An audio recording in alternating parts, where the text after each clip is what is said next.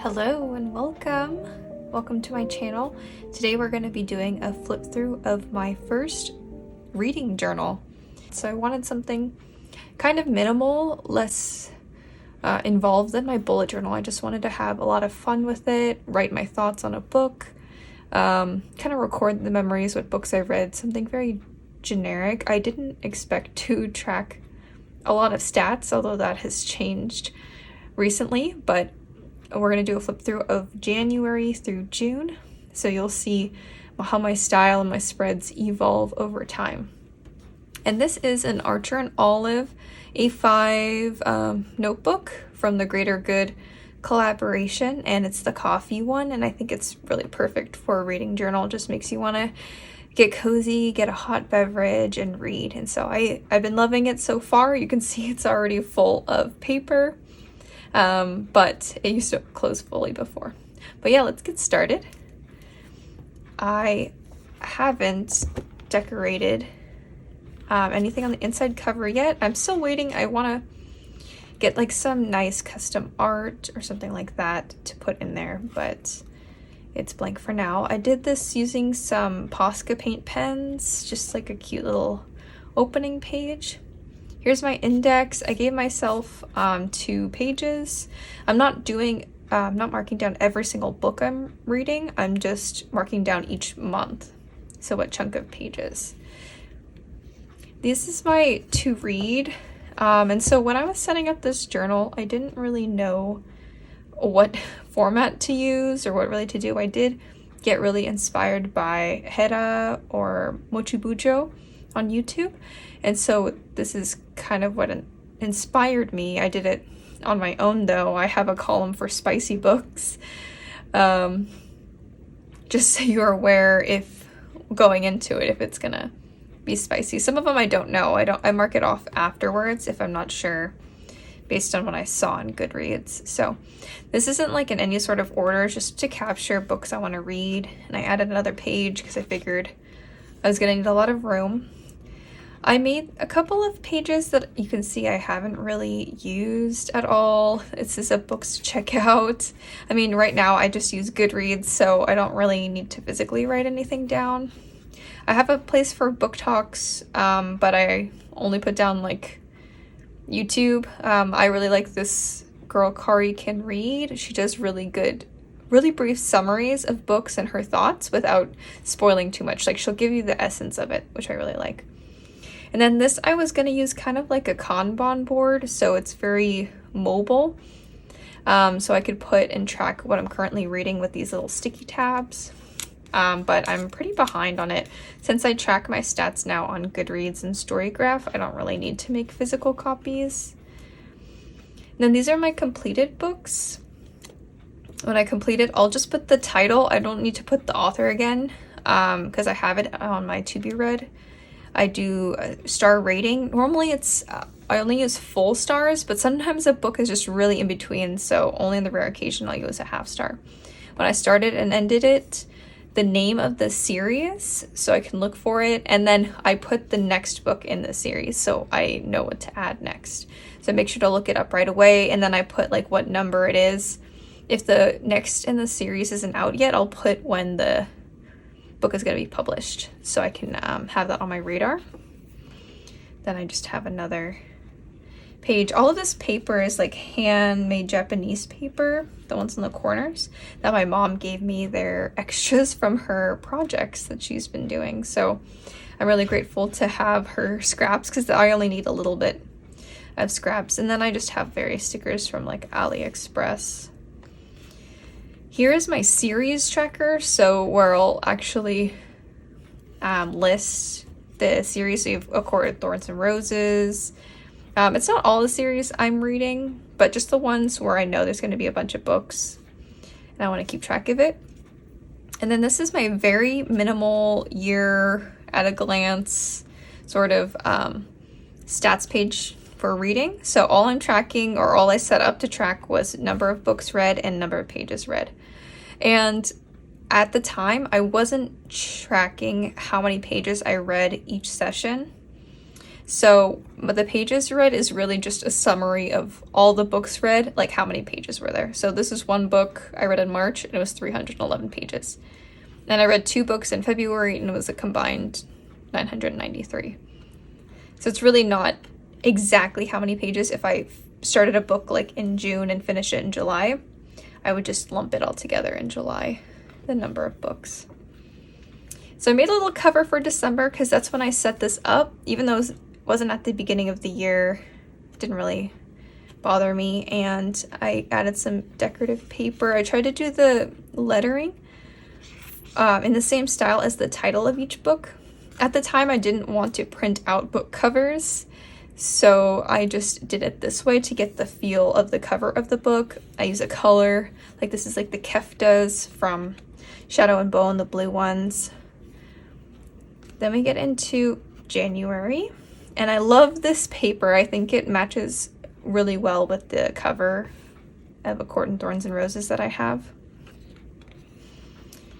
And then I started to do a wrap up, but I only read like 2 books and I only made an entry for 1. So I figured I don't really need to do wrap ups anymore because I already put pretty much all my thoughts in the individual reports. But if I feel I need it, I'll add it in, but I haven't since January. And these themes don't really mean anything. Like, I'm just going to use the colors of the book. These are more of just like a decorative element. I just have a lot of fun collaging and using all my stickers. That's really just what it's for. So here we have A Court of Mist and Fury, Vow So Bold and Deadly. And then move into March, which I made it mermaid themed because I knew I was reading Daughter of the Pirate King, which has sirens in it. And I was lucky to go to Comic-Con and I met Trisha Levenseller and she signed my little reports. So that's a really great little Easter egg here. In April, I didn't read any books, but that's okay.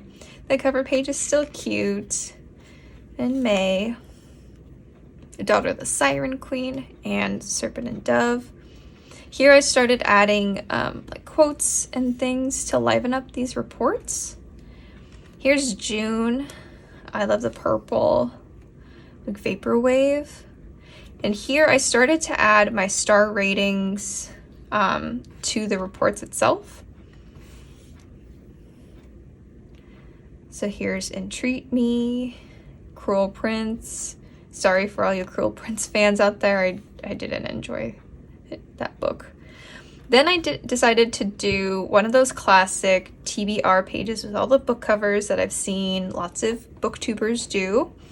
And I pretty much was able to fit all of these covers on one sheet of paper.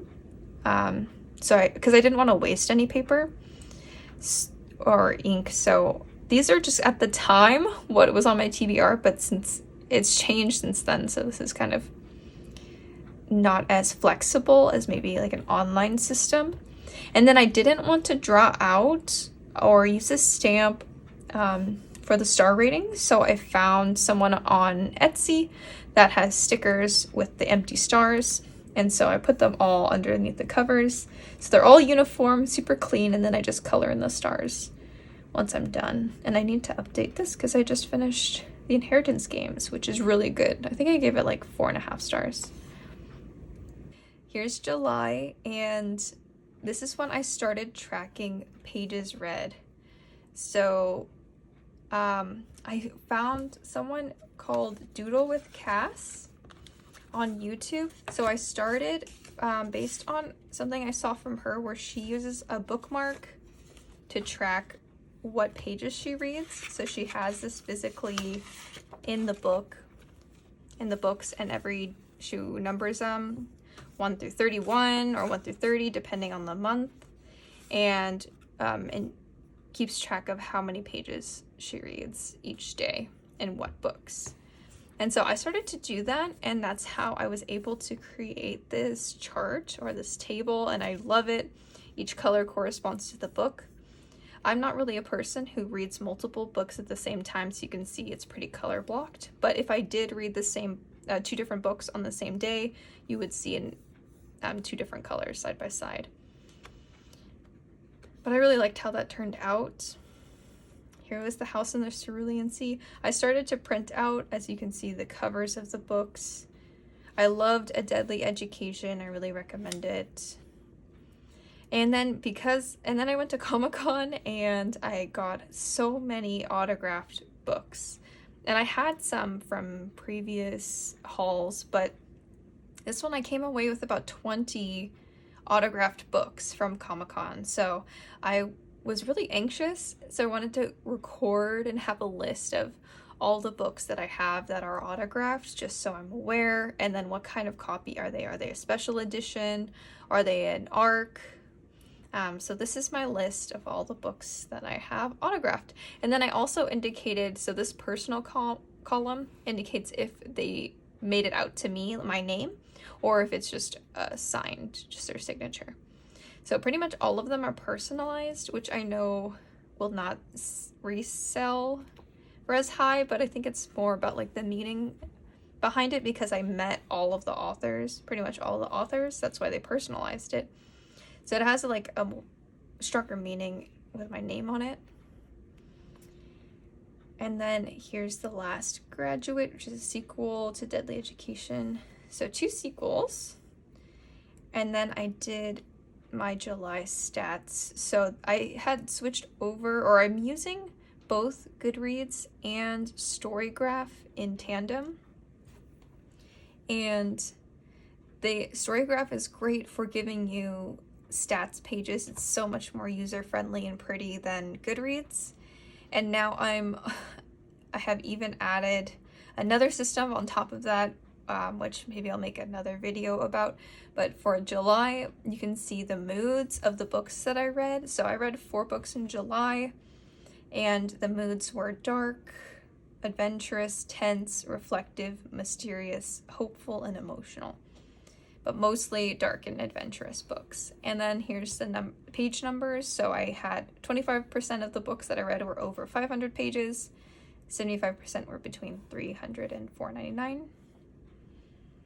And then I don't listen to audiobooks, and I don't have a Kindle or do ebooks, so I just made a note that all of the books that I read were physical books or print. But if you listen to audiobooks, you can do more tables about how many books did you listen to, how many hours, that sort of thing. And then this is just like a little table that shows my ratings for each book. It turns out that I gave all the 4 books a different rating, so you can see them here. The average is 4.13, and Storygraph kind of summarizes the books that you've read, how you rated them, to give you like a little blurb, a little profile. So mine is that I mainly read fiction books that are adventurous, emotional, and dark. And I typically choose fast-paced books that are 300 to 499 pages long. So there is my reading journal. I hope you got some inspiration. I'm really excited to show the second half of the year. You can see August's cover page is really pretty. I really like it. This journal just is supposed to be for fun. It's supposed to make me happy. It's supposed to be very free-flowing, you know. Even though July, like I said, July is super green. Like, I made these July pages all in this green garden theme, I suppose. But the actual reports themselves are all curated towards the book, and to give it the vibe. And the more collection pages, the ones that don't really have a specific book purpose, they are just in whatever I want to make them. Usually this sort of vintage look. And this is tea stained paper that I stained myself. Most of these stickers are from Sticky Club, which I love. They're a sticker subscription service, and they have so many great artists that they work with. It just so much selection, kawaii to like these dark magical ones. This is from Sibylline, so it's not sticky, but most of these other stickers are all from the Sticky Club. So I highly recommend them if you're looking for stickers. But thank you all for watching. Please like and subscribe. I hope to put out, more bullet journal and reading journal content. Also, follow me on Twitch to see me make some of these spreads live. Okay, thank you. See you in the next one.